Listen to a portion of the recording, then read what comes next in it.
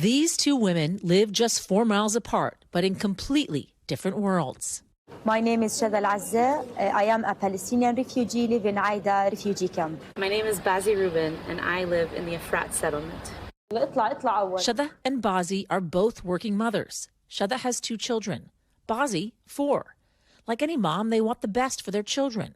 But here, best depends on which side of the wall you live on. When I'm watching this wall, I feel that there is no justice. Shada was born and raised in a refugee camp in the West Bank. Her family has been displaced since 1948, when the state of Israel was established. Bazi was born in the U.S. She came to Israel when she was just 2 years old and moved to Efrat settlement with her husband. We are in Efrat settlement now, which is an Israeli settlement inside the West Bank. But even though Bazi's in the West Bank in the Palestinian territory, she can travel freely with roadways leading to Tel Aviv. Shada cannot because she's Palestinian. She can only travel inside the West Bank or through Jordan with Israeli checkpoints and IDF towers at every turn. I'm at a checkpoint. I'm in the West Bank in Bethlehem, separating us from Israel on the other side of this wall.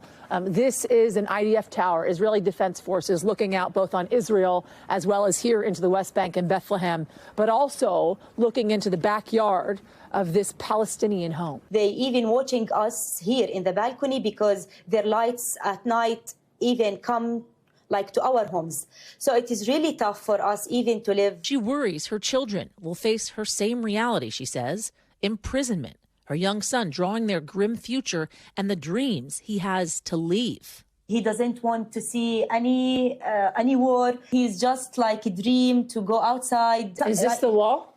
Yes. He said that this is Palestine and he wants to go outside of Palestine. Bazi and her 4 children have chosen to live the quiet suburban life of a settlement. This was a good place to raise a family. It's close to my parents too, so it's all about family. Why did you feel as if this settlement is a good place to raise a family? The education system here is fantastic. Yeah. It's a quiet place. My kids walk to school, they walk to friends, they go everywhere on their own, which is something that most people in the city can't say. But since October 7th, Bazi's husband has been enrolled in the IDF. She worries for her safety and that of her children. This is home, and it doesn't feel scary within the settlement. It does feel scary outside of the settlement. Outside the settlement, a jigsaw of Palestinian towns, villages, and refugee camps, and mixed in are Israeli settlements, all throughout the West Bank, which is Palestinian territory according to international law. Under international law, settlements are illegal. What do you say to that, considering you live on a settlement?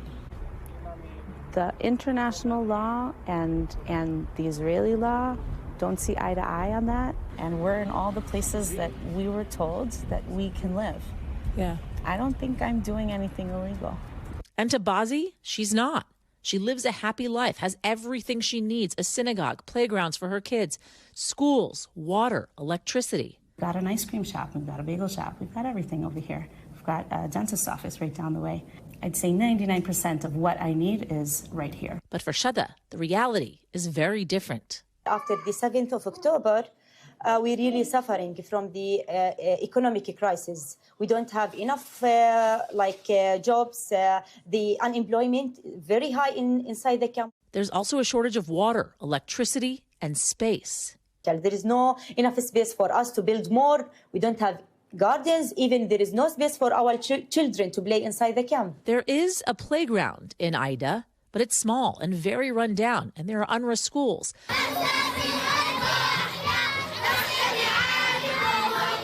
But the relief organization is now banned in Israel. Without UNRWA, 500,000 children could be without schooling. What is it like to live in this refugee camp, knowing that there are people a couple of miles away that have many more resources than you do? Actually, here in the camp, we are suffering a lot. There are people that look at these settlements and say they have all of these abundant resources that we don't have. Mm-hmm. When you hear that, how does that make you feel? It makes me sad. It makes me sad and it makes me angry. The different stores and the different opportunities and resources that we have here usually employ people who are not from here and give them better opportunities. And then we get scared because something awful happens. It's an awful, awful feeling. And until that equation changes, I don't know how we can do better. So do you not seek the work anymore of Palestinians? No, I'm scared. I'm scared. And I'm sure that most of them are not trying to hurt me. But there are enough that are. That makes me fear for my life. So close, yet so far apart, with walls of fear and injustice rising high and running deep. Yasmin Vossoughian, NBC News. Thanks for watching. Stay updated about breaking news and top stories on the NBC News app or follow us on social media.